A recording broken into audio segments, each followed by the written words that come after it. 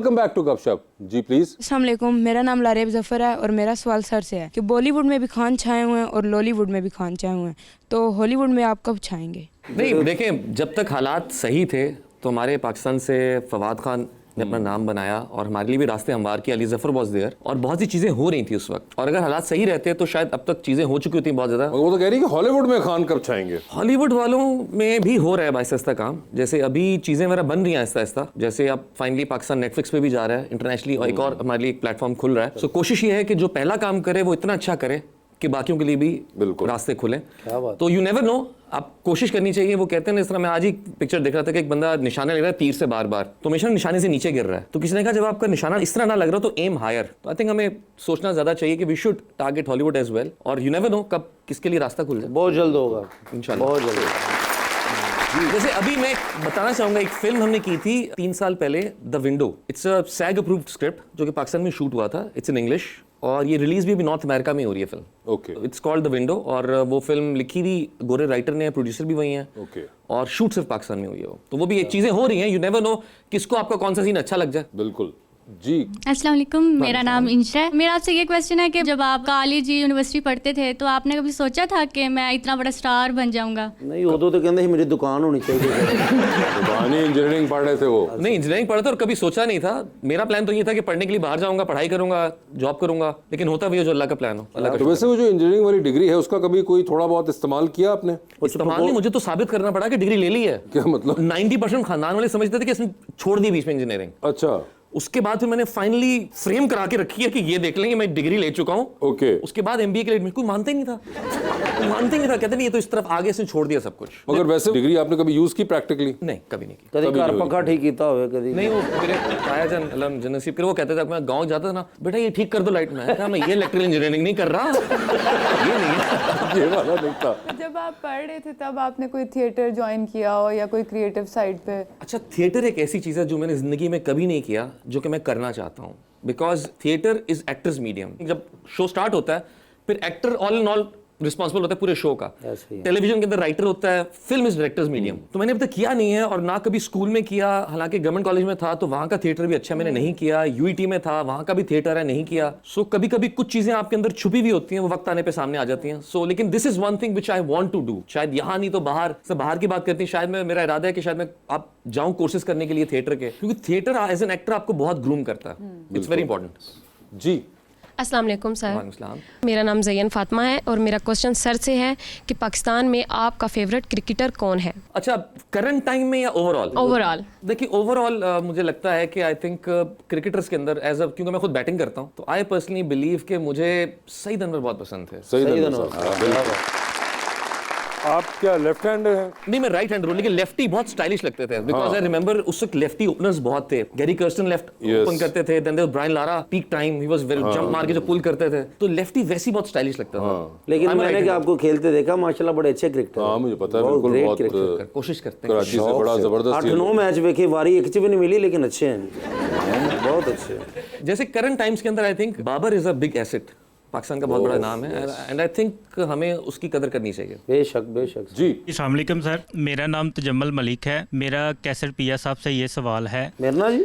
जी sir, आपकी भी शादी नहीं हो रही और मेरी भी शादी नहीं हो रही सर, हम क्यों ना मिलकर जो है ना मैरिज ब्यूरो खोल लें? नहीं, फिर मैरिज ब्यूरो बंद हो जाने नहीं।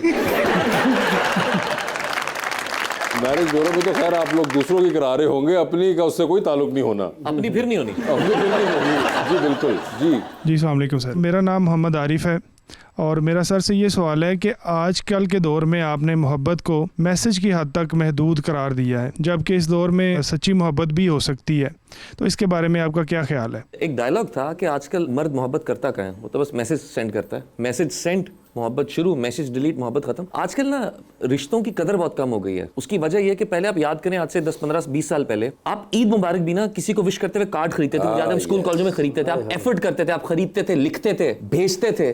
आज का ईद मुबारक एक मैसेज लिखकर ब्रॉडकास्ट करके सबको भेज दिया। तो रिश्तों की कदर कम हो गई, और ऐसे हालात में सही रिश्ता और सही एक वो ताल्लुक ढूंढने में वक्त लगता है। मैं ये नहीं कह रहा कि मोहब्बत करता नहीं है इंसान करता है, लेकिन मुझे लगता है आज के दौर में रेशो कम हो गई है। वो आज के दौर में रिश्तों और उससे ज्यादा आपकी गर्ज आ गई है बीच में। मतलब ज़्यादा। मतलब ज़्यादा है उसके अंदर। जी अस्सलाम वालेकुम। मेरा नाम जैनब है और मेरी एक कंप्लेन है सर इफ्तिखार से। ਤੁਹਾਡੀ ਰੋਟੀ ਟੋਕ ਗਏ ਨੇ। जी बताइए बेटा बेटा मेरे बच्चे। मेरी कंप्लेन है कि मुझे घर में सब इफ्तिखार ठाकुर के नाम से बुलाते हैं।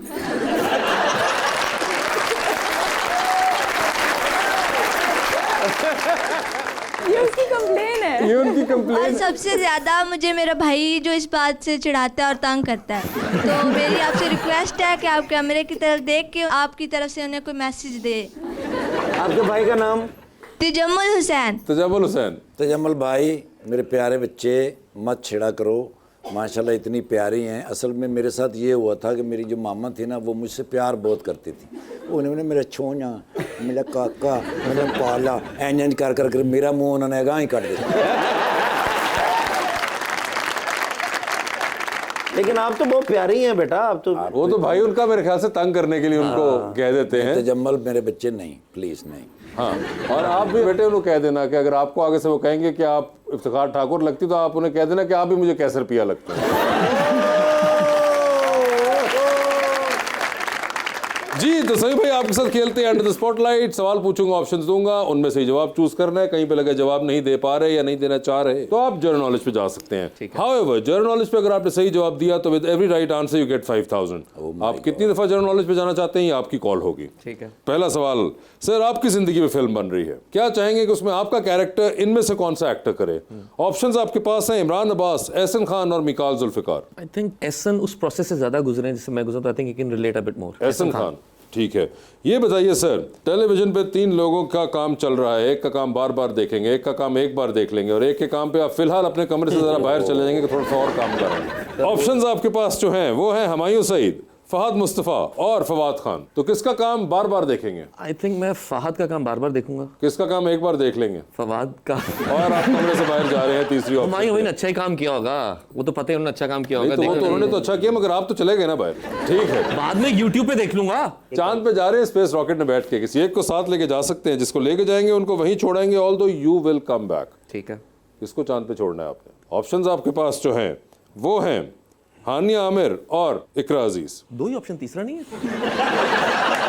चांद पे छोड़ के हानिया को छोड़ दिया। ठीक है, लिफ्ट के अंदर एंटर हुए 3 लोग मौजूद हैं, एक के साथ सेल्फी लेंगे, एक को स्माइल देंगे और एक को कहेंगे मेरे ख्याल से आपका फ्लोर आ गया है। ऑप्शंस आपके पास जो हैं वो हैं सबीना फारूक, मदिया इमाम और अलीज़ा शाह। सेल्फी किसके साथ है? मदिहा के साथ। स्माइल किनको दे रहे हैं? सबीना को। और किसका फ्लोर आ गया? अलीज़ा को बताऊंगा, अलीज़ा फ्लोर आ गया। ठीक है, ये बताइए सर, इसलिए कि वो खोई होगी ना अपनी चीजों में, तो उसको देखो तो फ्लोर आ गया। जाहिर बात है, ये नहीं हो समझते जी। सर लॉन्ग फ्लाइट पे हैं, 7 वाली सीट खाली है बिजनेस क्लास के अंदर, किसी को साथ बिठा सकते हैं, आप फैसला करेंगे कौन होगा 12-13 घंटे के लिए समी खान का हम सफर। ऑप्शंस आपके पास जो हैं वो हैं यासिर हुसैन, अहमद अली भट्ट और ताबिश हाशमी। यासिर हुसैन। कोई खास वजह? हमने पहले भी ट्रैवल किया, he is good company. He is good company. ठीक है, टाइटैनिक पे चलिए, वीआईपी पास हैं, किसको साथ लेके जाना है टाइटैनिक पे आपने? ऑप्शंस आपके पास जो हैं वो हैं डॉक्टर फरदौस आशिक अवान और मोहतरमा Azma Bukhari. Doctor Azma Bukhari. Doctor Azma Bukhari, doctor Firdous Ashiq Awan अलग है, अज़मा बुखारी साहब अलग है। बुखारी साहब, अज़मा बुखारी डॉक्टर बना दिया आपने अज़मा जी को भी। सर डूबती कश्ती में 2 लाइफ जैकेट्स हैं, किसको दे रहे हैं दूसरी लाइफ जैकेट आप? ऑप्शंस हैं आपके पास रमशा खान, सबा कमर और माहिरा खान। सबा कमर। सबा कमर ले गई हैं life jacket. Sami, thank you so much and best of luck for Dunyapur and your rest of your projects, and thank you so much everyone.